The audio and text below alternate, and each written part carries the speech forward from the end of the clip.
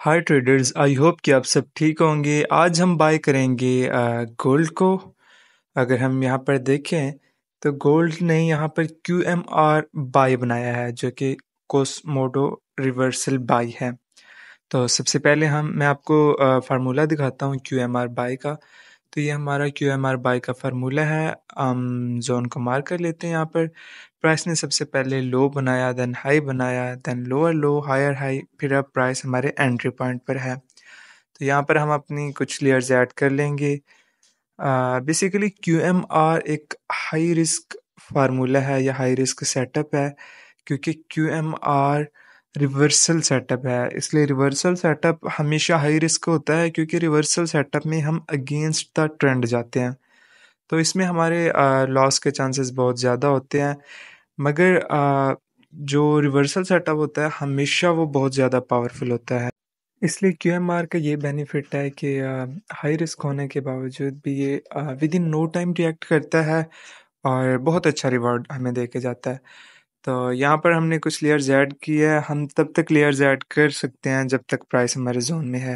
सो हमेशा ट्राई किया करें कि आपकी मैक्सिमम लेयर जो है वो जोन में हो, क्योंकि अगर आपने मैक्सिमम लेयर अपने जोन में पुट कर दिया है तो जैसे ही प्राइस रिएक्ट करेगी फिर आप कुछ लेयर उसके बाद ऐड कर लो। फिर इससे ये होता है कि जैसे प्राइस रिटेस्ट देगी तो आप सरवाइव कर सकोगे और आपका जो अकाउंट है वो मार्जिन कॉल नहीं होगा। तो यहाँ पर मैंने फुल मार्जिन के साथ ट्रेड ओपन कर लिया और मैंने मैक्सिमम लेयर जोन में ऐड कर ली है। तो अब हम देखते हैं, जैसे ही प्राइस ऊपर जाएगी तो हम वो और लेयर्स ऐड कर लेंगे, क्योंकि कंपाउंडिंग टेक्निक में स्मॉल अकाउंट को जैसे ही ग्रो कराना हो तो ये टेक्निक सबसे बेस्ट है कि आप अपनी बिगर लॉट साइज़ या मैक्सिमम लेयर जोन में ऐड करो, फिर उसके बाद ऐड करते जाओ। तो अगर हम यहाँ पर देखें तो प्राइस ने H1 पर काफ़ी सारी रिजेक्शन दिया है, जो कि इस बात को इंडिकेट करता है कि प्राइस ऊपर जाएगी।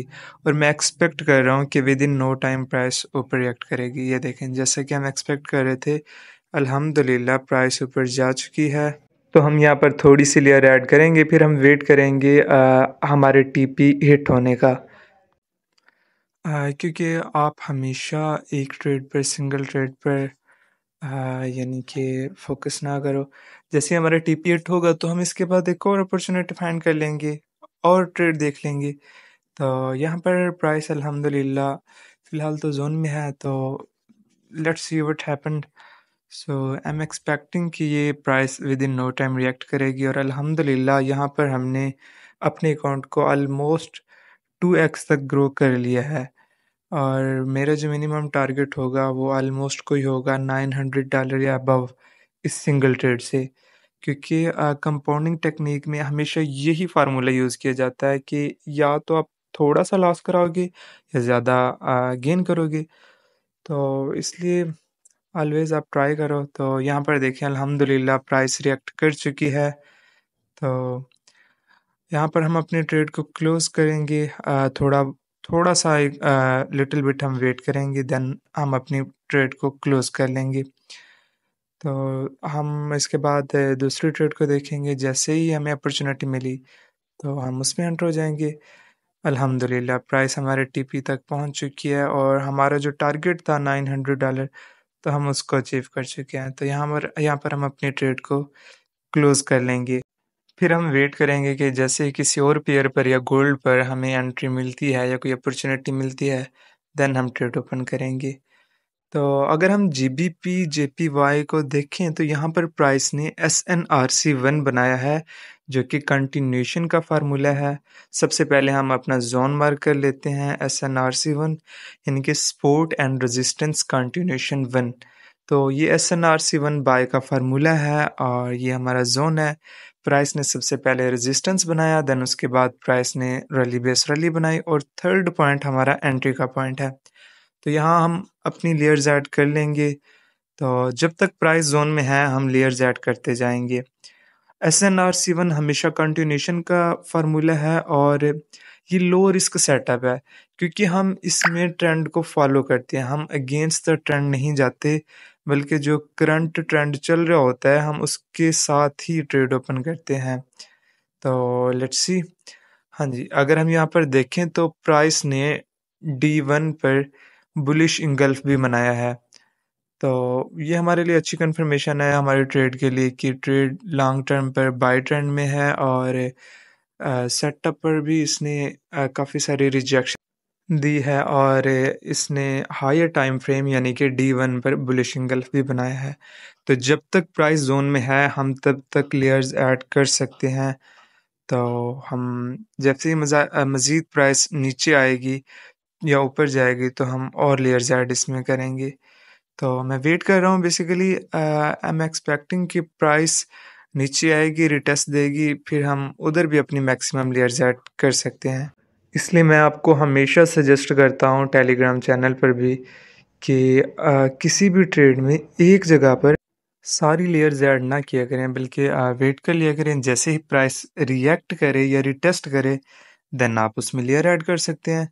اگر آپ ایک جگہ پر ساری لیئرز ایڈ کر لیں گے تو جیسے ہی پرائس ریٹیسٹ دے گی تو آپ لاس کرا دیں گے۔ یہ دیکھیں جیسے کہ میں ایکسپیکٹ کر رہا تھا، پرائس نے ریٹیسٹ دیا ہے اور سٹل زون میں ہے، تو یہاں پر اب ہم اپنی میکسیمم لیئرز ایڈ کریں گے، یا ہم کہہ سکتے ہیں کہ یہاں پر ہم اب فل مارجن کے ساتھ ٹریڈ اوپن کر لیں گے۔ تو لیٹس ڈو اٹ، ہم سب سے پہلے یہاں پر لیئرز ایڈ کر لیتے ہیں، دین اس کے بعد ہم ویٹ کریں گے کہ جیسے ہی پرائس ریئیکٹ کرے گی اور اوپر جائے گی پھر ہم اس میں مزید لیئر ایڈ کریں گے۔ اس سے کیا ہوتا ہے کہ ہمارا جو لاس کا رسک ہے وہ منیمائز ہو جاتا ہے۔ اگر یہاں پر ہم دیکھیں تو H1 پر پرائس نے کافی ٹائم سے ریجیکشن دی ہے، اور میں ایکسپیکٹ کر رہا ہوں کہ یہ لازمی ہمارے ٹی پی کو ہٹ ہوگی، اور یہی ایک وجہ تھی کہ ہم فل مارجن کے ساتھ اس میں انٹر ہوئے تھے، اور الحمدللہ پرائس نے بہت اچھا ریئیکٹ کیا ہے، اور اللہ کا شکر ہے کہ یہ اب ہمارے پروفٹ کی طرف جا رہی ہے۔ تو یہاں پر ہم کچھ لیئرز ایڈ کر سکتے ہیں اب، دین ہم لیئرز ایڈ کرنے کے بعد ویٹ کریں گے اپنے ٹی پی ہٹ ہونے کا، کیونکہ ہم آلریڈی فل مارجن کے ساتھ انٹر ہوئے تھے اس ٹریڈ میں، تو بجائے اس کے کہ زیادہ رسک لو، ہم ڈیپینڈ کریں گے کہ کوئی اور پیئر پر ہم ٹریڈ اوپن کر لیں گے۔ تو الحمدللہ پرائس نے بہت اچھا ریئیکٹ کیا یہاں پر، اور آلموسٹ یہ ہمارے ٹی پی کی طرف پہنچ رہی ہے، جو کہ ایک ہمارا روڈ بلاک بھی ہے یہاں پر بلائنڈ سپاٹ سیل کے لیے۔ تو یہاں پر ہم اپنی ٹریڈ کو کلوز کر دیں گے، اور الحمدللہ ہم نے اپنے اکاؤنٹ کو کافی حد تک گرو کر لیا ہے۔ دین ہم لاسٹ اپرچونٹی دیکھیں گے اب گولڈ میں، اگر ہمیں مل سکی، پھر اس کے بعد ہم اپنے ٹریڈ کو کلوز کر دیں گے۔ تو اگر ہم یہاں پر دیکھیں تو پرائس نے گولڈ پر SNRC1 بائی بنایا ہے، تو یہ SNRC1 کا فارمولہ ہے، میں نے پہلے بھی آپ کو بتایا۔ ہماری جو سیکنڈ ٹریڈ تھی وہ بھی SNRC1 کی تھی، اور یہ تھرڈ والی بھی SNRC1 کی ہے۔ تو SNRC1 ہمیشہ لو رسک سیٹ اپ ہے، اور اس میں ہم اپنے ٹریڈ اوپن کرتے ہیں، ہم کچھ لیئرز یہاں پر ایڈ کر لیں گے، فل مارجن کے ساتھ ہم انٹر نہیں ہوں گے۔ ہاں، اگر پرائس جیسے ہی ریٹیسٹ دے گی دین ہم فل مارجن کے ساتھ انٹر ہو سکتے ہیں۔ اگر ہم یہاں پر دیکھیں تو M30 پر پرائس نے لانگ وک دیا ہے نیچے کی طرف سے، جو کہ یہ انڈیکیٹ کرتا ہے کہ پرائس اسٹرانگ بلش مومنٹم میں ہے، یا یہ انڈیکیٹ کرتا ہے کہ بائرز انٹرسٹڈ ہیں بجائے سیلرز کے۔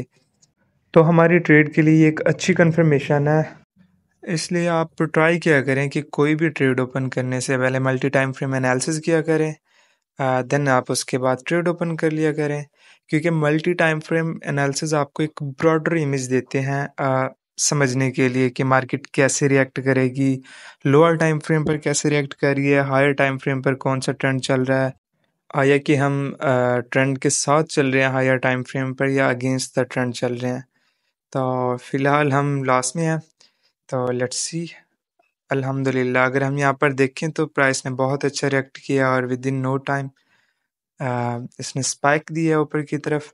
تو ہم نے مزید کچھ لیئرز یہاں پر ایڈ کی ہے، اور اب ہم ویٹ کریں گے کہ پرائس کے ریئیکٹ ہونے کا، جیسے پرائس ریئیکٹ ہوگی تو ہم کلوز کر دیں گے اپنے ٹریڈ کو۔